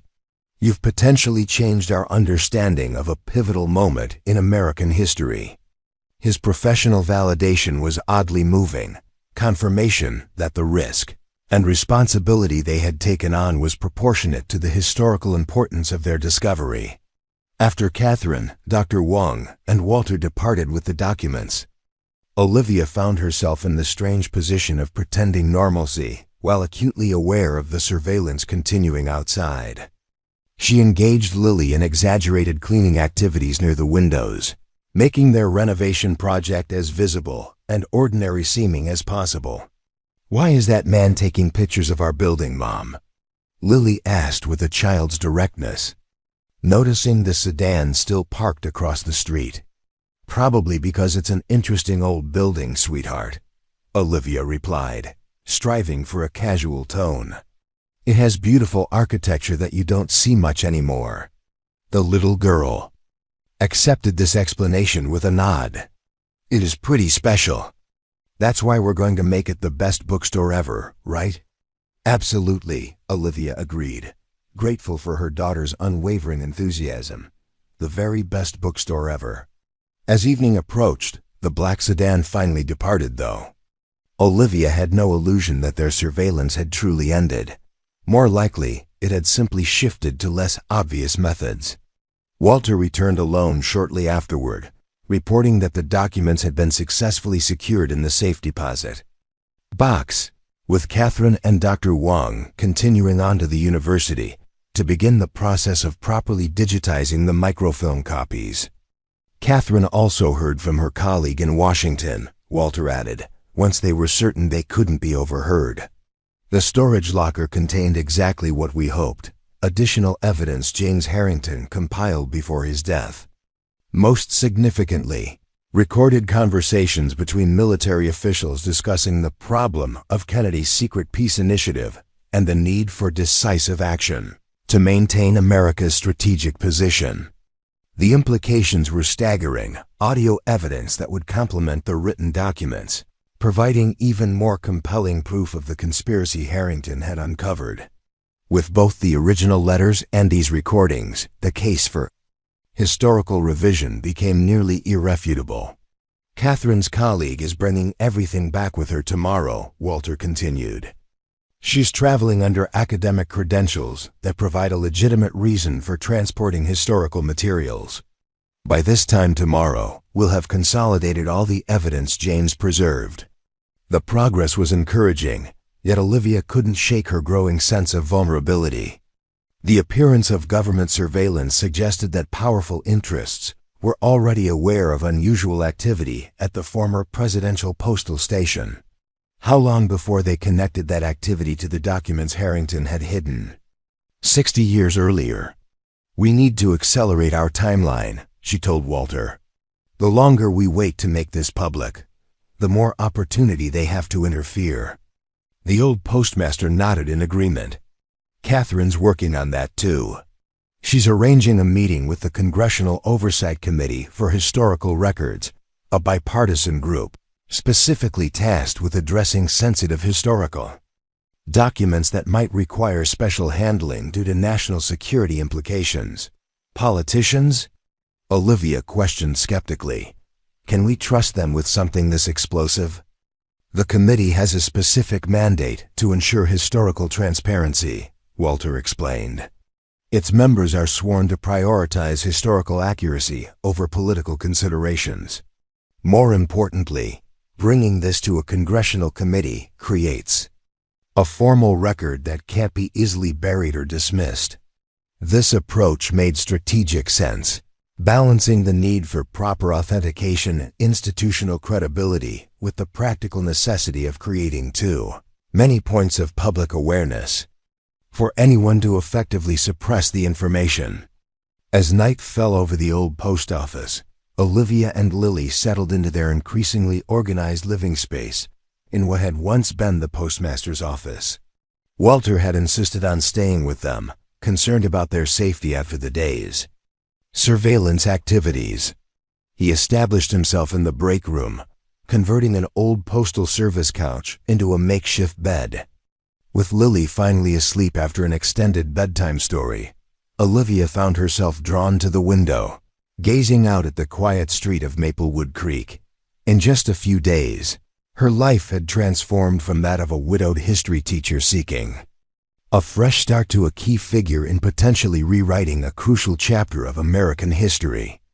The responsibility was enormous, yet she felt increasingly certain that she had been meant to find these documents, that some combination of circumstance, curiosity, and courage had placed her in the right place at exactly the right moment. To complete the mission James Harrington had begun 60 years earlier. "You couldn't have known what would happen when you hid those letters," she whispered to the ghost of the postmaster who had once occupied this office. "You couldn't have known it would take 6 decades for someone to find them. But you created a path for truth that extended far beyond your own life. That's a kind of immortality few achieve." The following morning brought Catherine's return, accompanied by her colleague from Washington, bearing the additional materials from Harrington's storage locker. The new evidence exceeded their expectations, not only recorded conversations implicating military officials in discussions about removing Kennedy, but also Harrington's detailed personal journal, documenting the suspicious activities he had observed in the months before and after the assassination. "This is the missing piece," Catherine declared as they reviewed the materials in the secure room Catherine had arranged at a local attorney's office. "My grandfather's first-hand account of what he witnessed, including names, dates, and specific conversations he overheard, combined with the presidential correspondence and the intelligence memos. It creates a comprehensive case that can't be dismissed as speculation or conspiracy theory." The recorded conversations were particularly damning, senior military officials explicitly discussing Kennedy's secret peace initiative as a betrayal and a surrender to communist influence that needed to be permanently addressed. While no one directly mentioned assassination, the implications were unmistakable in context. "We have everything we need now," Olivia observed. "The question is how to proceed in a way that ensures this evidence isn't buried again and that protects us in the process." Catherine had clearly been considering this question carefully. "I've arranged a secure video conference with the Congressional Oversight Committee for Historical Records for tomorrow morning. We'll present an overview of what we've discovered without revealing all details or our exact location. If they agree to provide security and formal whistleblower protections, we'll proceed with full disclosure through their office." This approach balanced caution with action, moving forward decisively while maintaining prudent safeguards. The committee's involvement would create an official record that would be difficult to suppress, while their oversight would provide a measure of protection against the kind of interference that had silenced James Harrington. "And if they refuse?" Walter asked, voicing the concern they all shared. "Then we implement our contingency plan," Catherine replied with quiet determination. "We've already created encrypted digital copies stored on servers in multiple countries. We have academic partners at universities across 3 continents prepared to simultaneously publish the complete evidence if anything happens to us or if legitimate channels refuse to address these findings." The thoroughness of Catherine's planning was impressive, a modern version of her grandfather's multiple fail-safe measures, designed to ensure the truth would emerge regardless of opposition. That evening, as they made final preparations for the committee presentation, Olivia found herself drawn once again to the hidden vault beneath the post office. With Walter keeping watch upstairs, she descended into the underground facility that had preserved history's secrets for 60 years. The space felt different now, less forbidding, more like a mission accomplished. The vault stood empty, its contents now secured in multiple locations, its purpose fulfilled. Yet Olivia felt a need to honor the space that had protected such momentous evidence through decades of silence. In the quiet of the underground room, she found herself speaking aloud to James Harrington, a man she had never met but whose courage and foresight had set in motion events that had transformed her life. "We found what you left for us," she said. "To the empty room. We verified it, secured it, and tomorrow we begin the process of sharing it with the world." Your sacrifice wasn't in vain. The truth you protected will finally be known." The words might have seemed foolish to an observer, yet they felt necessary, an acknowledgement of the human connection, spanning 6 decades between a postmaster who had given his life for truth and the teacher who had discovered that truth. In an abandoned building purchased for $550, returning upstairs, Olivia found Walter and Catherine finalizing their presentation materials for the committee meeting. Lily was already asleep, her dreams undisturbed by the historical drama unfolding around her. "Are you ready for tomorrow?" Catherine asked, noting Olivia's thoughtful expression. "I think so," Olivia replied. "It feels right, completing what your grandfather started. Bringing the truth to light after all these years. He would have liked you," Catherine said with unexpected warmth. "Your curiosity, your courage, your commitment to seeing this through despite the risks. You remind me of how my grandmother described him, someone who couldn't walk away from truth once they'd discovered it." This comparison to a man who had made the ultimate sacrifice for his principles was humbling. "I just happened to buy the right building and ask the right questions," Olivia demurred. "Don't underestimate yourself," Walter interjected.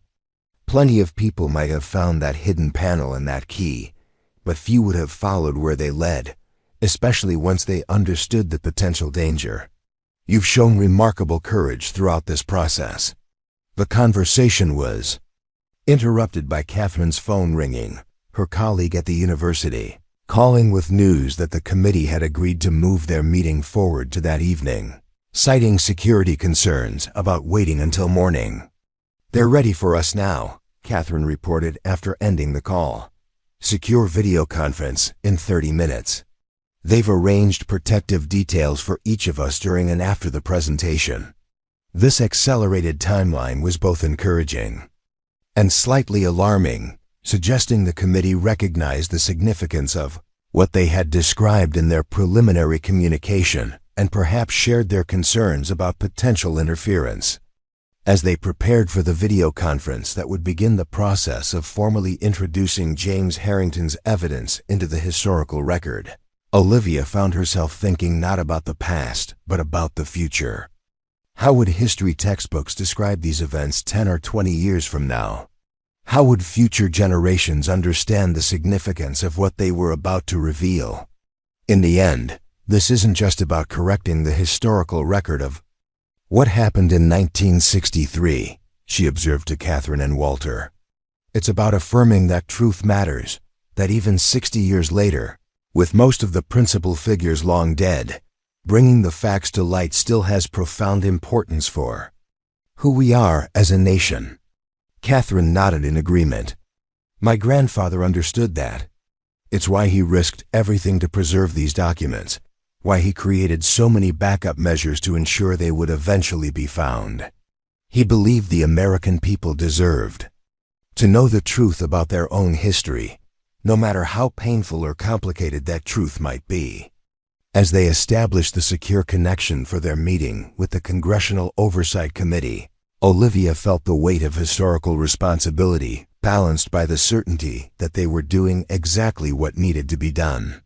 The abandoned post office she had purchased on impulse had led her to complete a mission, begun 6 decades earlier by a man of extraordinary courage and foresight. Whatever happened next, however the world received these revelations, whatever consequences followed from bringing long-buried truths to light, she knew that James Harrington would finally rest easier, his sacrifice vindicated, his faith in future generations to complete his work justified at last. The single mom who had bought an abandoned post office for $550 had discovered far more than missing presidential letters. She had found purpose, courage, and the opportunity to demonstrate that even after 60 years, truth could still prevail over power, that one person's commitment to historical honesty could extend across decades to eventually fulfill its purpose. As the committee members' faces appeared on the screen before them, Olivia took a deep breath and prepared to share the remarkable story of what they had discovered and why it mattered, not just for understanding the past, but for building a future where truth, however long delayed, would ultimately find its voice. Up next, you've got two more standout stories right on your screen. If this one hit the mark, you won't want to pass these up. Just click and check them out. And don't forget to subscribe and turn on the notification bell so you don't miss any upload from us.